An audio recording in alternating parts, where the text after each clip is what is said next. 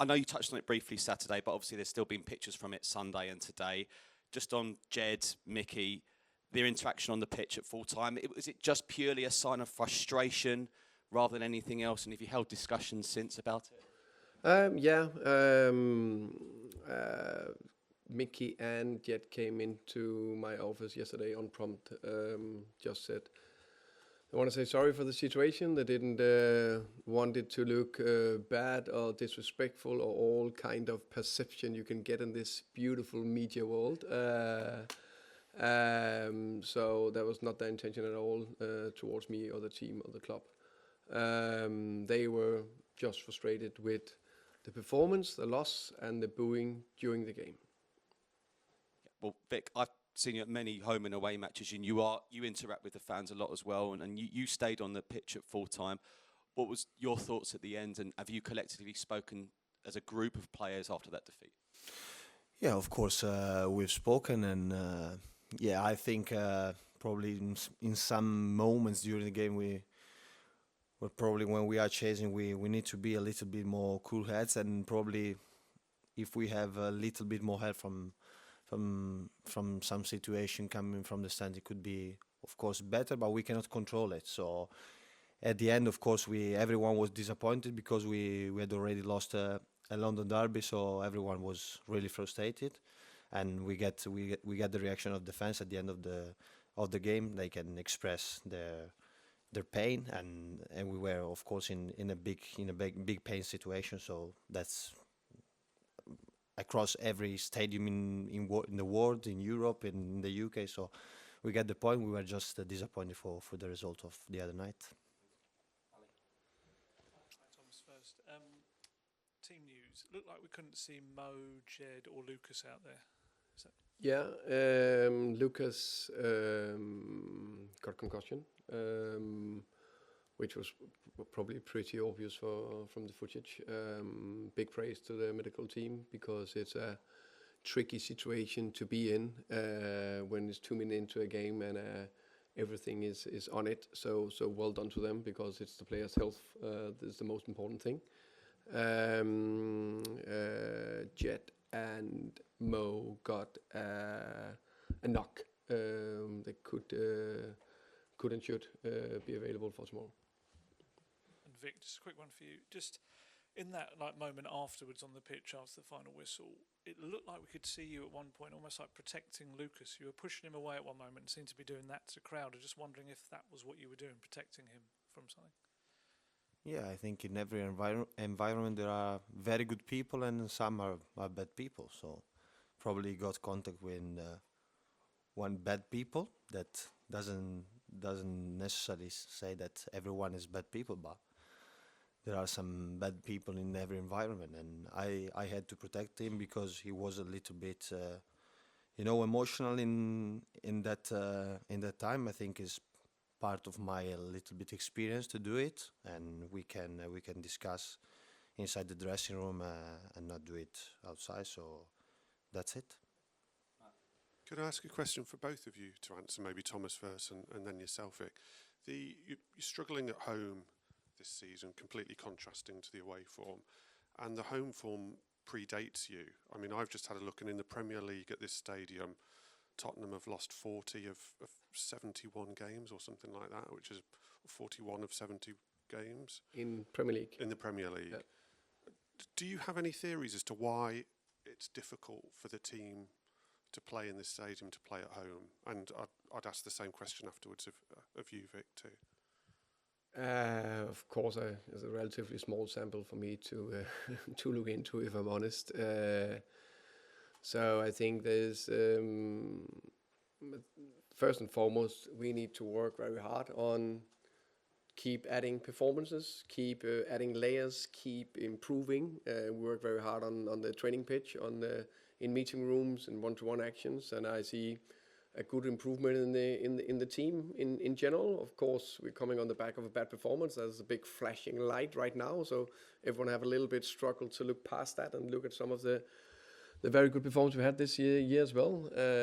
I also think it's it's fair to say that we coming off the back of in many ways a fantastic season, but also a tough season. And if anyone have said that we now have been 17 points after 10 games, unbeaten in Champions League. I don't know what we are, fifth. It doesn't matter where we are now. It's where we end in the end of the season. Everything's definitely not perfect, but there is a decent foundation, and then it's up to us to add layers. I think everyone would have taken that situation where we are in now in terms of 22 defeats last year and finished 17th. And Europa League is fantastic. Wow, but Champions League is different. And then I think I just want to get the point across. I think the fans were fantastic the first 30 minutes of the game Saturday night. I think the noise was incredible, and that carried us forward.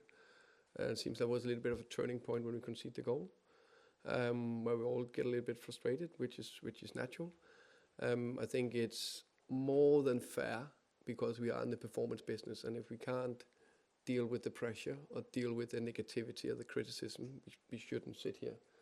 Probably Vic and I, you play a little bit more football than me, but we're in the football world because we love the game, and we love to be part of something, and we love part of the team.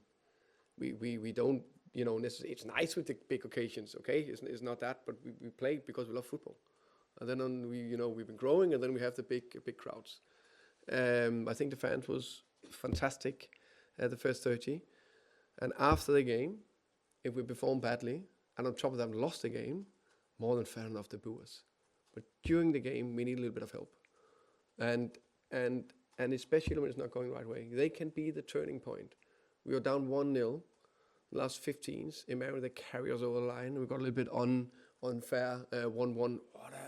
What a feeling! That point can be the difference in the long season. Yeah, to be fair, I don't know which is the difference is. Probably in football is everything is related to a game that of course we didn't perform at our best, and we lost against a London team, so probably is seen also in a different perspective. But I think we can change things quickly starting from tomorrow, because also our record in European competition playing at home is a big one, is a huge one. I don't remember how many finger crossed games have we didn't lose at home for, I don't know, 19, 18, if I don't get wrong. So we go tomorrow. We have a big opportunity to turn this track in another way. Tomorrow is the best chance to try to do it. Just a very small one, Thomas. If the home form continues to be a bit of an issue, would you consider at all having the team train at the stadium? Some managers do that. I've not known a Tottenham manager do that. Maybe. I haven't thought about it. I'm always listening to good suggestions that maybe. Yeah.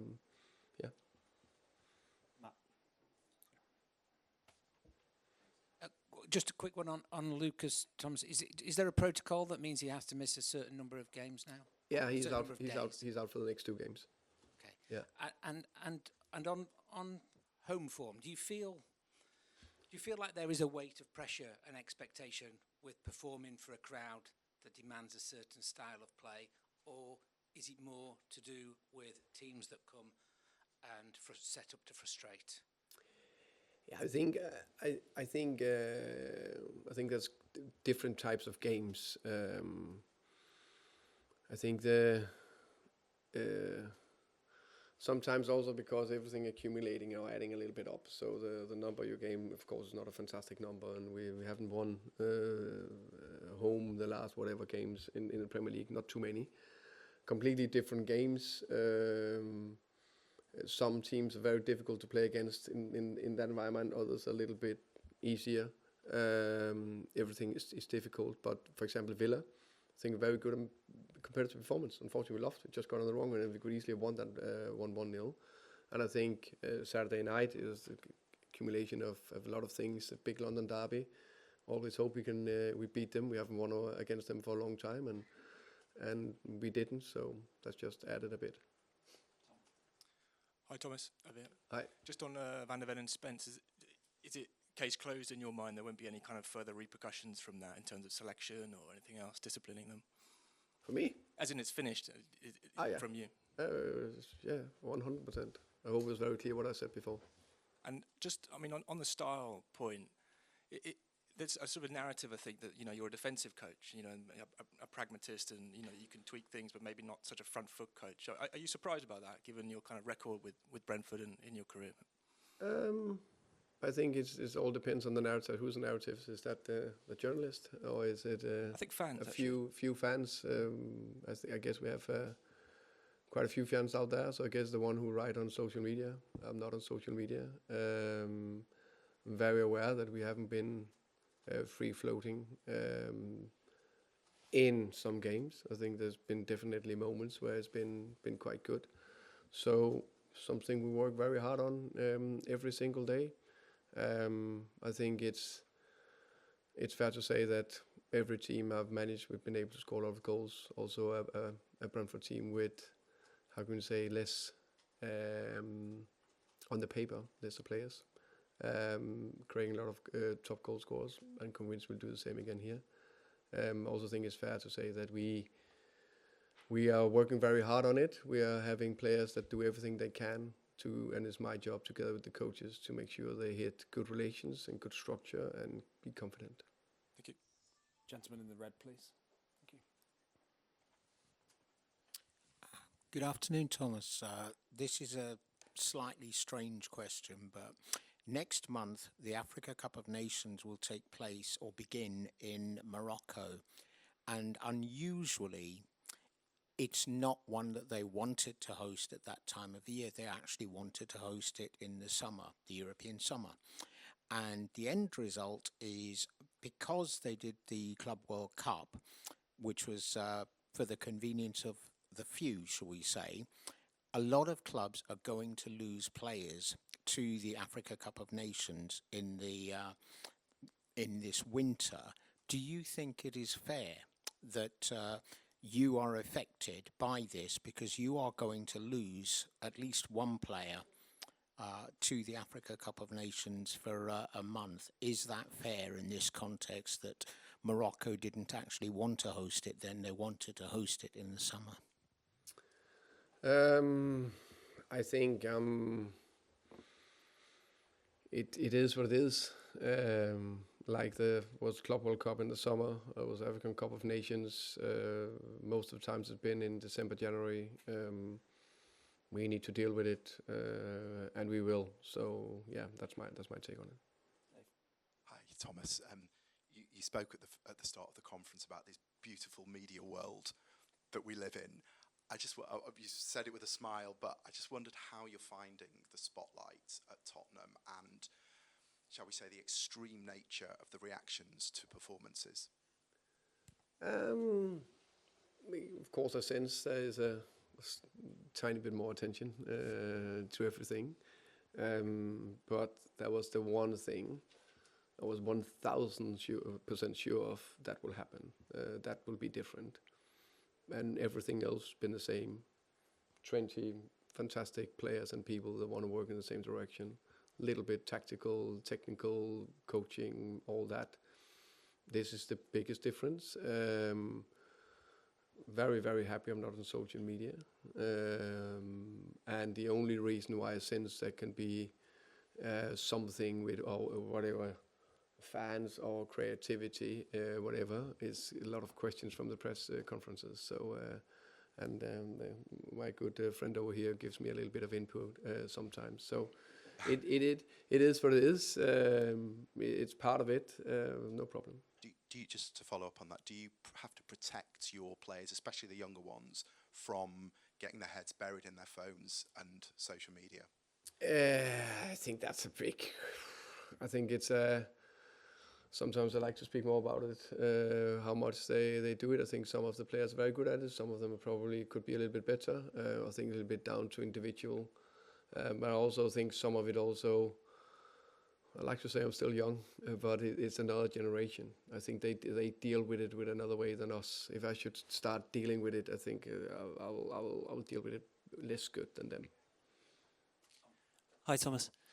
Over here, Thomas. Yeah, Just back to Djed and Micky coming in for this meeting. You said that it was unprompted. They did it off their own accord. yeah. How important was that for you that they came in to say sorry in this particular moment? And can you give us any more sort of detail? How long was the meeting? Did it go on for a little while or what? I think if they didn't come in, of course, I had to ask them about the situation they are walking in, what they were feeling, why they were doing it, because we all have a perception, and we are very, very good to have that strongly. That's because they, whatever, because their mom wasn't well, or they didn't like the head coach, or they were irritated with the performance, or it's because they lost, or whatever. We're very, very good at that. None of us knows. So that would be my first question to them. How were they and why? Of course, I'm happy because I knew the question would come today, that they are coming in, and that means they care. And I think that's very good. They care about the team, the club, in this case, me. I'm happy with that. So that was very good. And then we just had a good talk about a lot of things, and like with everything, we'll keep it internally. Like I said to the players, when I've said that before, it will be very, very, very unusual if I ever throw a player under the bus. We're all humans, but I will always protect them, always. And just a question for Vic. Towards the end of the game, you were involved in that free kick where you give it to Djed, and there was the frustration amongst the fans where there was, booing during the game. First of all, have you ever experienced that? And talking about the home form, how important is it for the atmosphere that you win tomorrow and win well? Yeah, probably, you take some decision on the pitch and sometimes are not the best, and probably could have decided in a different way to probably put the ball forward in that occasion instead of trying to play short. But yeah, like I said, probably it was just about the wrong decision, and but football is about trying to make the right ones, but sometimes you cannot do it 100% of the times. And about the situation of the stadium, I think it's normal. I was a fan when I was a kid and was going to the stadium, and I saw many of these things. Probably in Italy is also a little bit worse when you go, so I have big shoulders about that, so it's not a big problem. It's like when you go to the theater and you see a show and you don't like it, and you express what are your reaction, what are you feeling. So it's just about that, and I think the main thing is for us to concentrate on what we have to do on the pitch, trying to be as much as focused on our game plan, on what we have to do, because it's just on us how we can turn the situation, how we can win a game or draw a game like the other night. And the other night we probably made some more mistakes that normally we don't do, and probably was the reason why we couldn't overturn the results. Gentleman with the blonde hair, please. Thomas, Adam from Danish news agency Ritzau. How much do you get to follow the games from the National League, from Superligaen? How much have you seen FC Copenhagen this year, and how can you take advantage of the down period they are in at the moment? Of course, I follow the results and the league, so I know how results are every week. I still have good colleagues, friends working in different clubs. Knowing obviously also a lot of people in Copenhagen. So I know, of course, Copenhagen is not in their best place, but it's a very good team. They have very good European experience.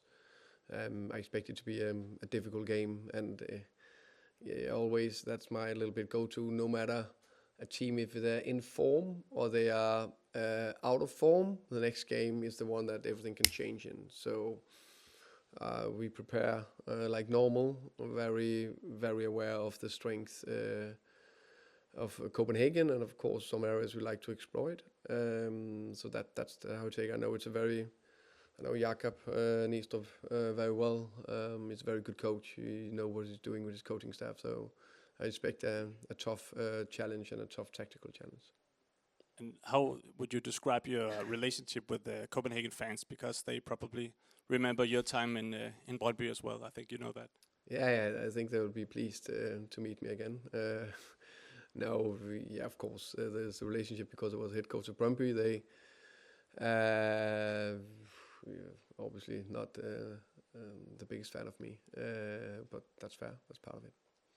Final question, please.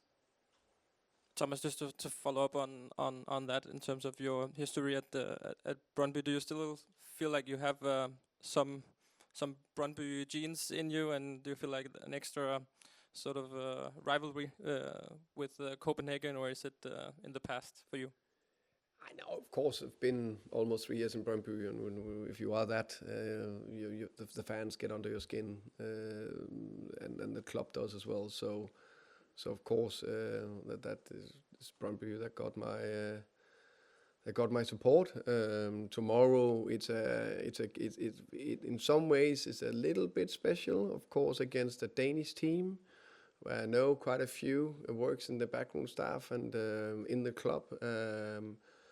Of course, I know some of the players, the Danish players, for different, whether it be national team or whatever, how I, came across them. So that's why it's a little more special. Tomorrow, I just want to win.